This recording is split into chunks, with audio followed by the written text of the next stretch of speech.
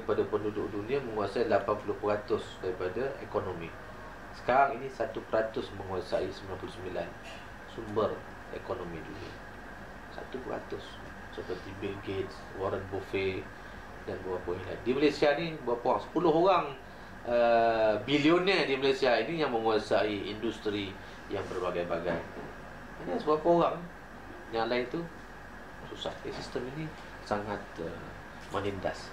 Pemiskinan yang dirancang dengan sistem riba, ia kesan daripada itu. Bagaimana dunia Islam dulu berkembangnya Islam kerana ada jalan sutera. Tahu jalan sutera? The Silk Road, tempat laluan dagang Islam daripada Mekah sampai ke Xinjiang. Pergi daripada Mekah naik sampai ke Bukhara, Samarkand, kemudian naik sampai ke negeri China, sampai ke Xinjiang. Ya, Xinjiang tu sebahagian utara sebelah China, ataupun sekarang Turkistan. Itu semua tu kawasan dagang. Di situ kawasan dagang, di situ juga ada madrasah-madrasah. Kalau ada duit, kita pergilah ziarah tengok Bukhara, Samarkand,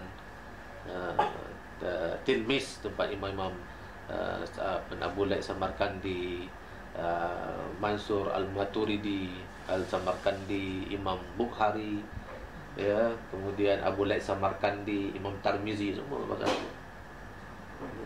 Sedangkan kawasan itu sudah mati. Jadi itulah mengkaji tamadun ini bukan setakat jalan-jalan gitu saja.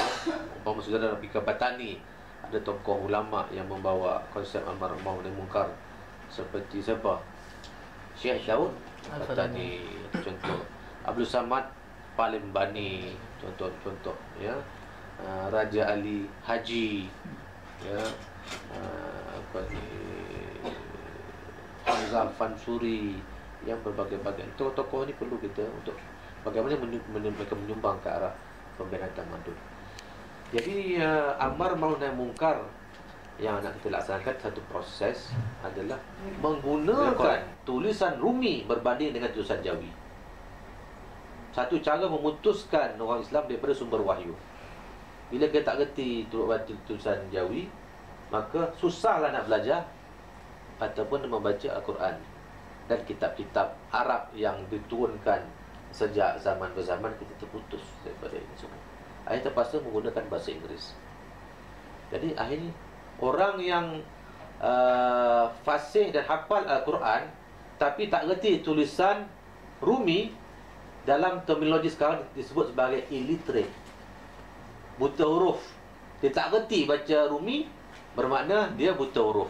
Walaupun dia hafal Quran, walaupun dia boleh belajar tulisan Jawi, tapi jadi buta huruf. Automatically semua ulama-ulama dah jadi buta huruf. Akhirnya psychologically orang Islam tak menjadi celek huruf. Akhirnya tinggalkan tulisan Jawi, belajar bahasa Rumi, tinggallah sumber wahyu. Cita-cita untuk merubah ini semua. Akhirnya ya kita lemah. Orang Melayu memang malas, orang Melayu memang lembab. Kalau belajar pun bersaing sentiasa kalah. Orang Melayu ni semua tak guna. Yang paling ramai masuk pusat negeri dadah orang Melayu, yang paling banyak melahirkan anak luar nikah orang Melayu. Semua orang Melayu ni lemah. Akhirnya psychologically teruk sangat orang Melayu ni. Dia tak ada semangat nak melakukan perubahan. Pernah sudah mendengar tak cerita buruk-buruk pasal Israel, orang Yahudi? Cuba cek keburukan orang Yahudi. Benda tu ada, tapi tak di-highlightkan. Yang di-highlightkan yang menguasai, yang jadi saintis, Nobel Prize, yang mencipta itu, semuanya orang Yahudi. Tapi yang buruk-buruk, ada yang dengar? Tak ada. Tapi yang buruk pasal orang Melayu ada yang dengar? Hari-hari kita dengar pasal yang buruk.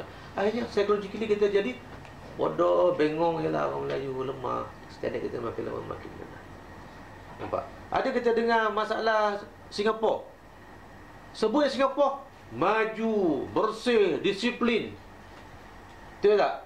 Tak ada pergaduhan, semuanya aman. Orang Melayu pun duduk elok. Sebut yang Malaysia, semua bergaduh. Nampak? Pasal apa Singapura semua? Ingat elok semua ke Singapura tu? Pergilah ke Singapura tengok masyarakat dia orang. Bagus juga kan? Serupa yang Malaysia. Tapi mengapa cerita-cerita mengenai kehebatan itu mereka tonjolkan dan mereka kurangkan cerita yang buruk-buruk supaya menimbulkan rasa bangga dan juga semangat. So dulu ni kita umat satu. Dulu mana ada Malaysia Indonesia? Diciptakan negara Indonesia, diciptakan negara Malaysia. Akhirnya kita pandang orang Indonesia dengan sebelah mata. Orang Indonesia pandang kepada Malaysia sebelah mata. Akhirnya bergaduh dua bangsa yang padahal dua-duanya adalah Jawa. Siapa orang Jawa kat sini? Ha? Ada orang Johor. Ada orang Jawa. Ha. Tak mengaku Jawa. Dia pergi ke Indonesia, saya orang Jamal. Ha? Jamal? Ya, orang Jawa Malaysia. Oh, dekat X dia Malaysia tu. Ha? Jadi maknanya akhirnya kita bergaduh pasal benda yang remeh-temeh. Contohnya lagu Rasa Sayang itu milik Indonesia, bukan milik Malaysia. Bergaduh padahal kita satu rumpun. Mana ada Malaysia dulu masa lagu tu diciptakan. Betul tak betul? Ya. Oh, batik daripada Indonesia. Orang Malaysia mencuri batik daripada orang Indonesia. Mana ada Malaysia? Kita satu rumpun, satu agama. Akhirnya bergaduh tentang yang remeh-temeh. Akhirnya kita panggil orang Indonesia orang Indon. Orang Indon terasa menang rendah sebut kami orang Indon. Macam sebut kami orang Red Indian ni bunyi. Nampak? Jangan sebut orang Indon, marah dia orang. Dan mereka balas balik orang Malaysia. Ini daripada maling sia. Maling. Maling, pencuri. Semua nak dicurinya. Dia bilang, dah lah batik dicurinya, lagu Rasa Sayang pun nak dicurinya. Kemudian ada tarian Aceh. Ya. Oh, kan ada kita pun buat tarian lebih kurang macam tarian Aceh. Oh, orang Aceh ini meniru daripada Malaysia. Malaysia meniru daripada Aceh. Nampak? So kita bergaduh benda yang kita bergaduh di atas perkara-perkara yang remeh-temeh. Kita lupa kita jadi satu bangsa, satu agama, satu rumpun. Ini tujuan kita mengapa kita mengadakan grup pengkaji tamadun dunia. Nampak? Saudara mungkin belum dapat memahami dan menerangkan ini konsepnya sebenarnya. Ya, mungkin fahamnya sikit pada malam ni, mungkin faham banyak kemudiannya.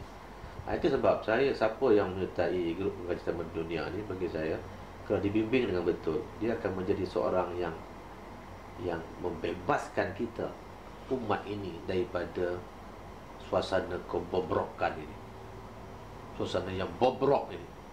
Kita akan menjadi manusia yang merdeka, yang ingin melakukan kerja-kerja pencerahan, proses-proses kerja-kerja tanwir, ya, mencerdaskan umat dan nak melakukan proses-proses perubahan. Itu tujuan kita akhirnya melakukan perubahan-perubahan. Ya. Besar dan panjang kita ni, tapi dah dekat 10.45. Al-Khatib sebut, ya. Di Turki waktu zaman Atatürk ada satu sekolah untuk melahirkan para imam dan para khatib. Baca Al-Qurannya subhanallah, hebat. Pergi ke YouTube dengan Erdogan reciting Al-Quran, tengok macam mana dia baca Al-Quran, sedap. Ya, pada satu-satunya Perdana Menteri Islam satu dunia ni yang boleh jadi imam, yang baca Al-Quran dia hebat, baca.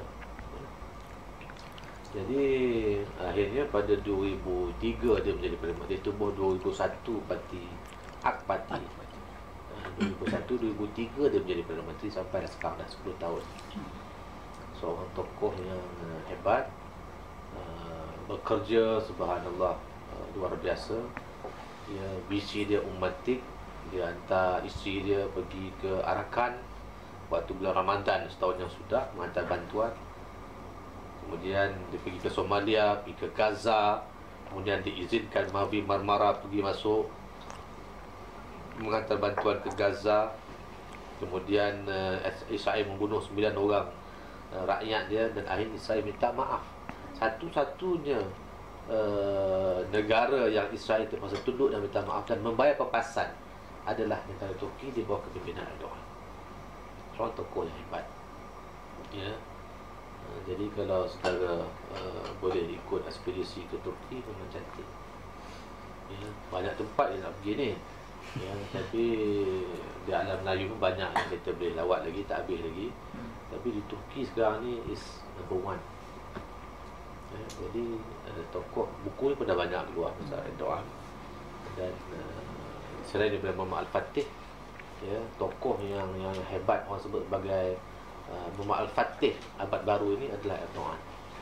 Seorang yang berani dan sangat patuh kepada syariat Allah Subhanahu Wa Taala. Dipenjarakan kerana membuat syair sajak mengenai Hagia Sophia itu bumbungnya umpama perisai Islam, menaranya umpama tombak-tombak. Itu saja dia punya sajak dia. Kerana itu dipenjarakan beberapa bulan, ya, kerana itu. Dan betul tidak pasti saya ingat, ya. Ini tokoh yang kita harapkan, ya, untuk memimpin dunia Islam. Rajab Tayyip Erdogan, ejaannya RECEP. C itu bunyi J.